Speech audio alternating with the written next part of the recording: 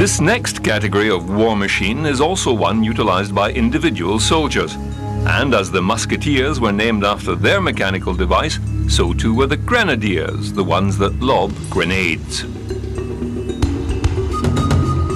Throwing small explosive devices at the enemy seems to have originated soon after the invention of black powder.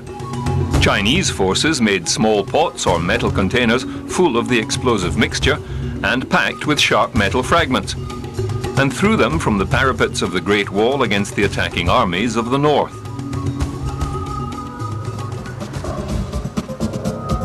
Technically, a grenade is a small explosive device that is thrown by hand. The word grenade comes from the French for pomegranate, which early grenades resembled. It can consist of an explosive, gas, or chemical bomb. It is a short-range weapon and subcategorized as offensive or defensive.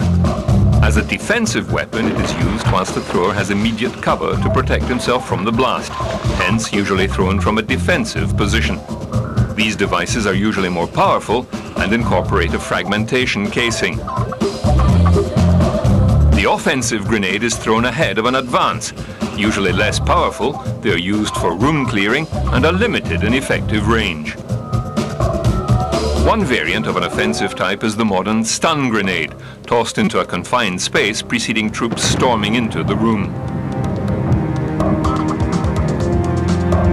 Grenades were first used in the West around the 15th century and consisted of hollow iron balls filled with black powder and ignited with a slow-burning fuse.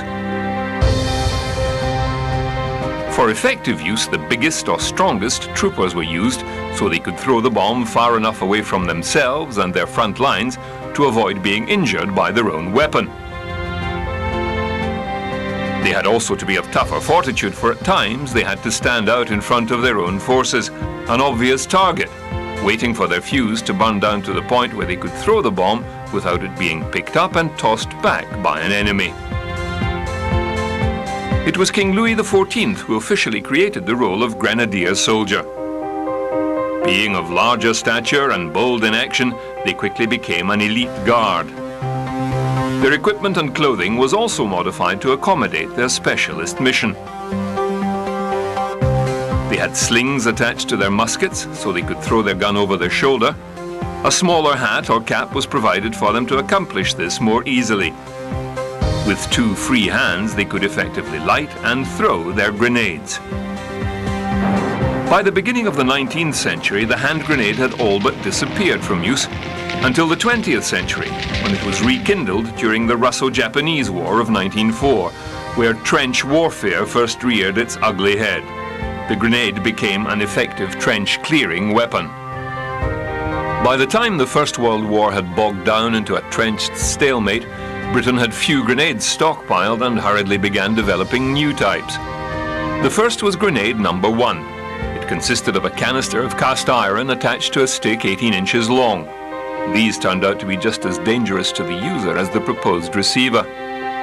Improvised grenades made from jam tins packed with gun cotton or TNT appeared amongst Australian forces. These were called appropriately jam tin bombs. The first serious grenade was devised by English inventor William Mills in 1915. The Mills bomb, as it became known, weighed about 0.56 kilograms and consisted of a perforated cast iron casing that would split in numerous fragments when detonated. The casing was filled with high explosive TNT flakes. Down the center of the bomb was placed the striker and timing fuse connected to a detonator placed to one side in the explosive material. The striker was spring-loaded and held in place by a safety lever or spoon that lay against the outside body. This was kept in place with a split pin and ring. The grenadier would hold the bomb tightly in one hand and with the other remove the safety pin. He would then lob the bomb like a cricket ball with an extended arm motion.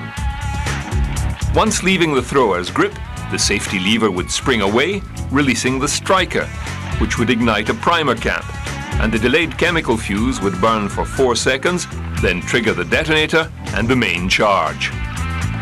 There were other types of British grenade, but the Mills bomb was the most popular. By the end of the First World War, over 33 million had been thrown by British and Commonwealth forces. Two other notable types of grenade were also produced by German and French forces. The French pineapple grenade had an impact fuse that would detonate on hitting the ground.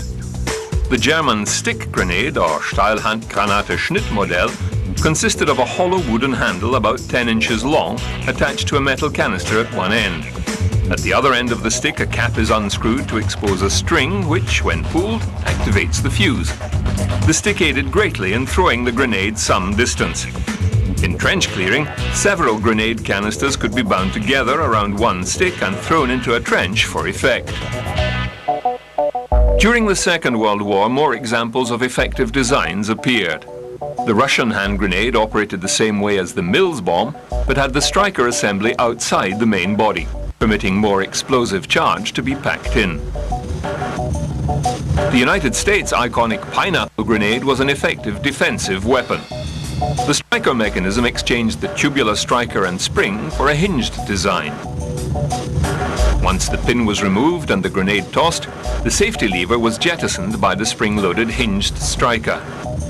One should note that the habit of GI soldiers to dangle their grenades from their pockets by the safety lever was quickly discovered to be hazardous.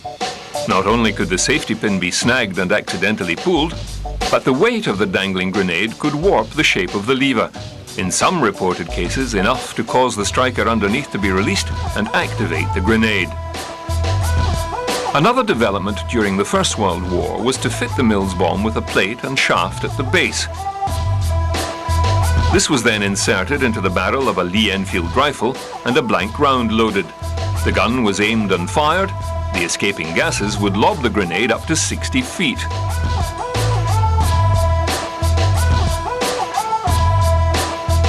Repeated use of the rod resulted in damage to the rifle barrel, so other mechanisms were devised, such as a cup attachment fitted to the barrel.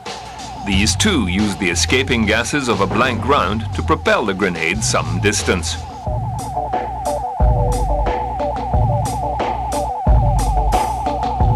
One French design used live ammunition to launch and activate the grenade. The bullet would pass through a hole in the center of the grenade and trigger the fuse with an electrical connection. The escaping gases would then propel the grenade upwards. High tolerances of manufacture were needed for this less successful version. Today, hand grenades come in a variety of canister or spherical shapes, but retain the same basic firing mechanism. Weapons designed to fire just grenades did appear as early as the 19th century and have been carried through to the modern arms era, with models like the US M79 grenade launcher that fired a 40mm grenade up to a maximum range of 400 meters. It found some popularity amongst US forces in the Vietnam War.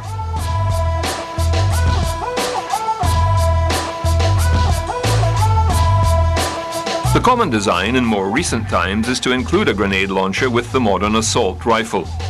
The US M16 and Soviet Kalashnikov standard infantry weapon both have a grenade launcher designed to be slung under the rifle barrel and actuated by a separate trigger housing.